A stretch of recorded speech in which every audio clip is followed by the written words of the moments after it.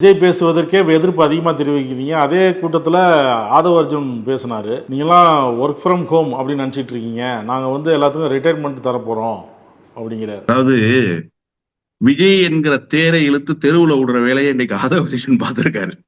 விஜய் வந்து அரசியல் கட்சிக்கு தலைவர் ஆயிட்டார் சார். தமிழ்நாட்டினுடைய முதலமைச்சராக வரப்போகிறேன் என்று அவரே கனவு கண்டு கொண்டிருக்கிறார். அவரோடு இருக்கிற அந்த இளம் தம்பிமார்களும் அப்படித்தான் நினைச்சுக்கிட்டு இருக்கிறாங்க. இன்னைக்கு மேடையெல்லாம் அப்படித்தான் பேச்சுக்கள் எதிரொலித்தன, மாநாட்டிலையும் அப்படித்தான் பேச்சு எதிரொலித்தது. விஜய் மிகப்பெரிய கனவுல இருக்கார்.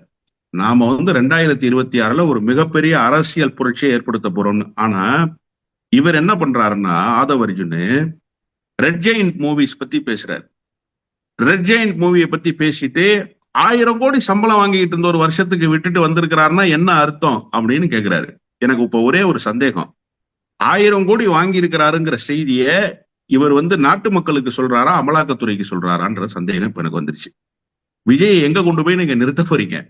இந்த 1000 கோடி வாங்கினது பிளாக்கா வாங்கியிருக்காரா, ஒயிட்டா வாங்கியிருக்காராங்கிற கேள்வி இப்ப வந்துடும். அமலாக்கத்துறைக்கு நீங்க செய்தி சொல்றீங்க விஜய மேடையில வச்சுக்கிட்டு. ஒண்ணு. ரெண்டாவது, அவர் அரசியல் கட்சி தலைவராக வந்துட்டார்ல சார், இப்ப அரசியல் ரீதியான பயணம் என்ன அதை சொல்லுங்க. 1000 கோடி சம்பாதிச்சுக்கிட்டு இருந்தாரு, ரெட் ஜெயிண்ட் மூவிஸ் தான் இப்ப வந்து அரசியலை நகர்த்துறாங்க, திரைத்துறையில என்ன பண்றாங்க, இதுவா இப்ப பேச்சு? இன்னொன்னு, இப்ப இன்னொரு கேள்வி வந்துருச்சு.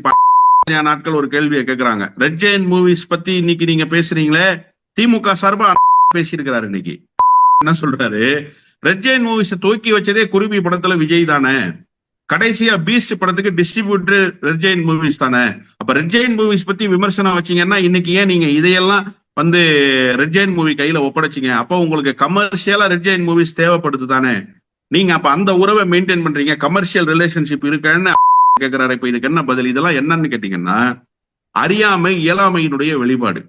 ஆதவ அர்ஜுனாக்கு என்ன அரசியல் பேசுறதுன்னு தெரியல, எதை செய்யறதுன்னு தெரியல. இன்னொன்னு, இன்னைக்கு ஆதவ அர்ஜுன் உண்மையை பேசுவதாக நினைத்து கொண்டு கடைந்தெடுத்த பொய்ய பேசுறாரு. 2016 அதிமுக தனித்து போட்டியிட்டுச்சுங்கிறாரு. அப்ப சரத்குமார் யாரு, சேக்கு தமிழரசன் யாரு, கருணாஸ் யாரு, தனியரசு யாரு, தமிமுன் அன்சாரி யாரு, ஷேக் தாவூத்னு ஒரு பாய் இருந்தாரு அவர் யாரு?